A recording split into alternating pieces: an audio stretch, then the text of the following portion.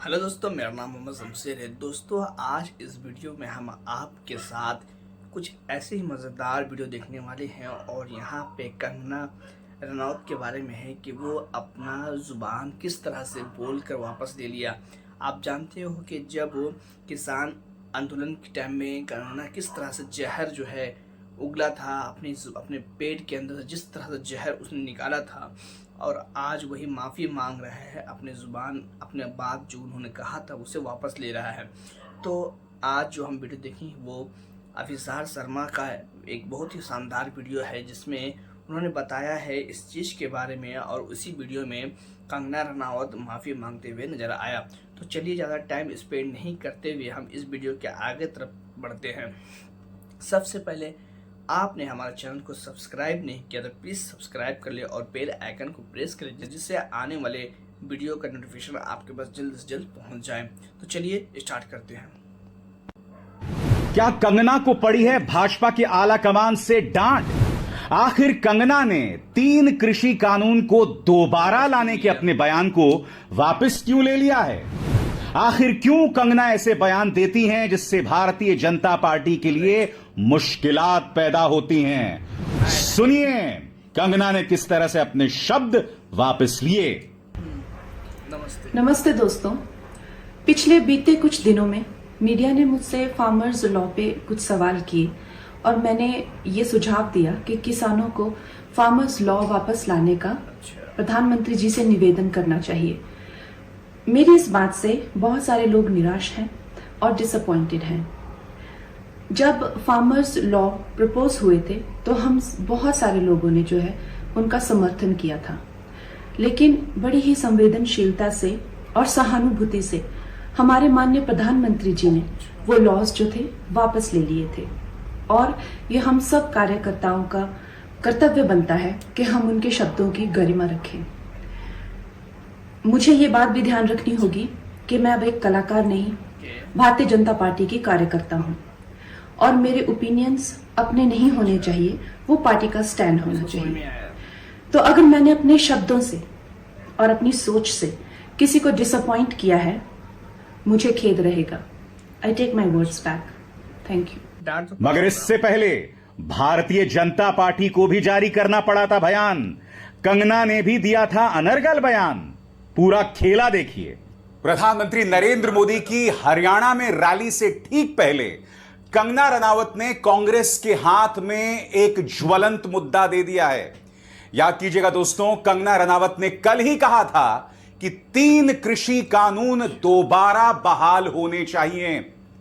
जी हां, जिस आंदोलन में 700 किसानों ने अपनी जान गंवा दी थी, उसके बारे में कंगना रनावत का विवादास्पद बयान आया था। अब भारतीय जनता पार्टी को समझ नहीं आ रहा है कि हम करें तो करें क्या, जाएं तो जाएं कहां। भारतीय जनता पार्टी को एक बार फिर कहना पड़ रहा है कि कंगना ने जो बात कही है ये उनके निजी विचार हैं, उनके पास अधिकार नहीं है ऐसे मुद्दों पर कहने का। कंगना ने पलटकर ताना मारा है और कहा है हां, ये तो मेरी निजी राय है, ये पार्टी की राय नहीं है। शुक्रिया। ताने भरा लहजा देखिए दोस्तों।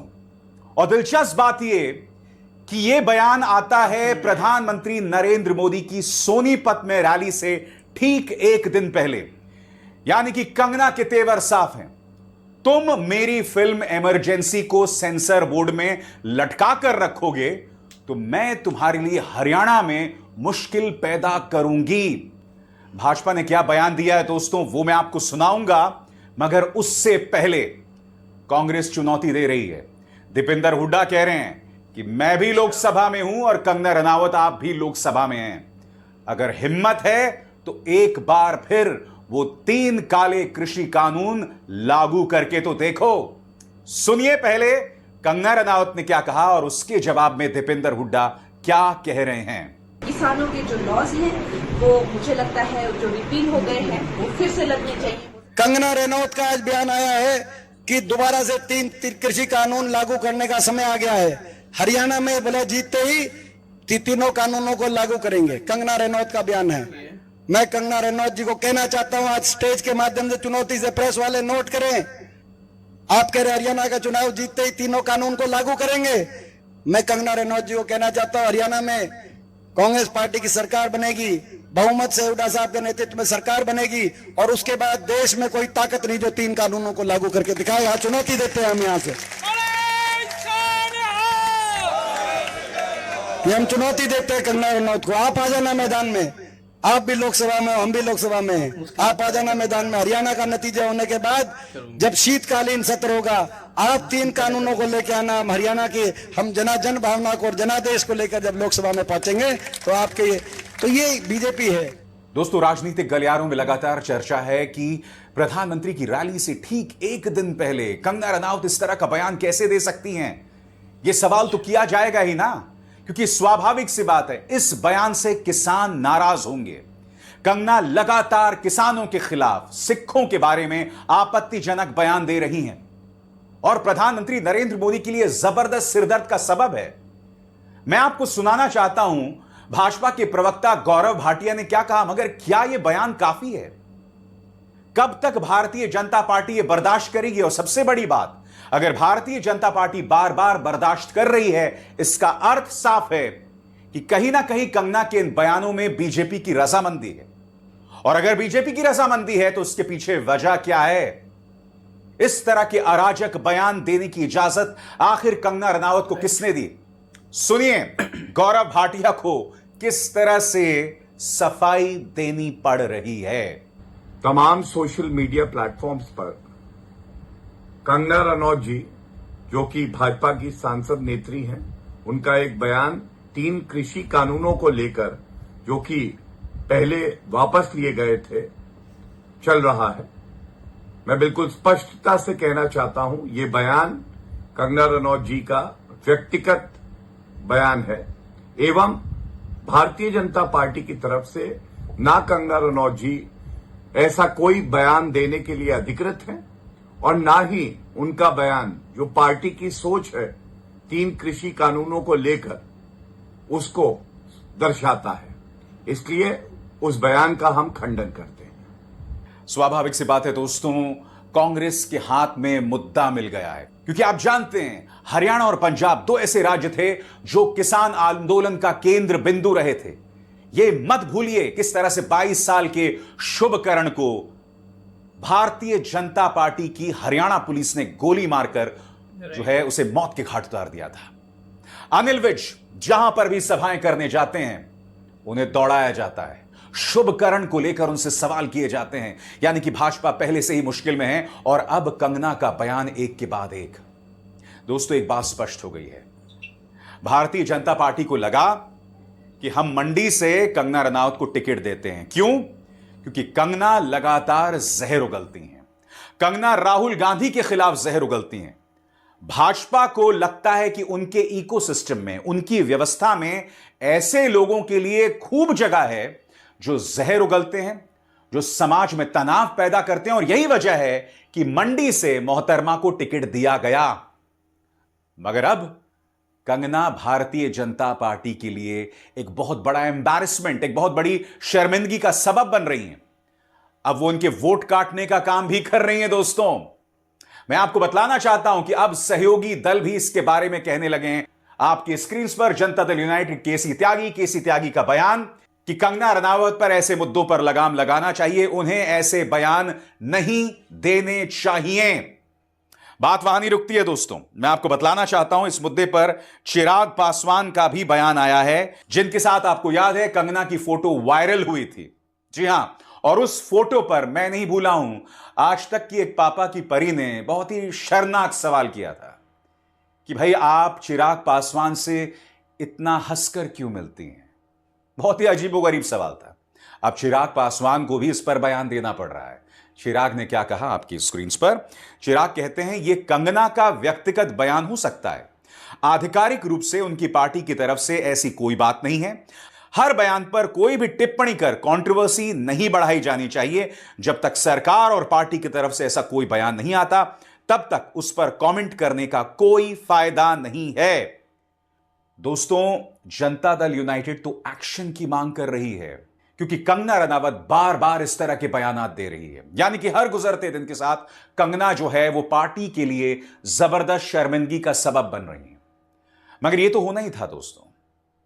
अगर आप एक ऐसे व्यक्ति को टिकट देते हैं जो खुलकर एक इंटरव्यू में यह कहती हैं कि मैंने ड्रग्स लिया था, जो खुलकर एक फिल्म के प्रमोशन के दौरान यह कहती हैं कि मैं मनाली में जाकर दारू पीऊंगी, तो स्वाभाविक सी बात है आने वाले दिनों में वो आपके लिए ऐसे बयानों की झड़ी लगा देंगी। जी हां, आपको लगातार शर्मिंदा करती रहेंगी, यह उनकी फितरत है। कंगना एक निहायत ही अपरिपक्व इमैच्योर व्यक्ति हैं। स्वाभाविक सी बात है, आप अपनी निजी जिंदगी में क्या करती हैं आपको उसे सार्वजनिक करने की जरूरत नहीं, खास तौर से तब जबकि आप एक एक्ट्रेस हैं।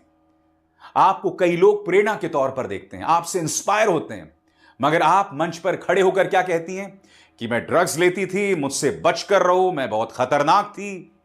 फिर आप यह भी कहती हैं कि हम मनाली में जाके खुशी मनाएंगे, दारू पिएंगे। अरे भाई, मनाली एक निहायत ही खूबसूरत जगह है, वहां पर खुशी मनाने के और भी तरीके हो सकते हैं, मगर यह मोहतरमा इस तरह के बयानात देती हैं। सबसे बड़ी बात, प्रधानमंत्री कब तक खामोशी अख्तियार करेंगे? और यह बहुत जरूरी सवाल है दोस्तों। याद कीजिएगा, लोकसभा के चुनाव हुए थे, तब पार्टी के बड़े बड़े नेताओं ने, अनंत हेगड़े हो, दिया कुमारी हो जो कि राजस्थान की डेप्यूटी चीफ मिनिस्टर है, अरुण गोविल हो, इन तमाम नेताओं ने एक के बाद एक कहा था कि हमें 400 सीटें दे दो, हम संविधान बदल देंगे। इसी मुद्दे को पकड़कर राहुल गांधी ने लोकसभा में राजनीति की थी। दिलचस्प बात यह कि प्रधानमंत्री की तरफ से कोई बयान नहीं आया, प्रधानमंत्री ने नेताओं को डांट भी नहीं लगाई। सबसे बड़ी बात, जेपी नड्डा जो कि भाजपा के अध्यक्ष हैं, उन्होंने भी अपनी तरफ से कोई बयान जारी नहीं किया। उन्हें कारण बताओ नोटिस नहीं भेजा, जहां तक मुझे याद है उन्होंने नहीं भेजा था।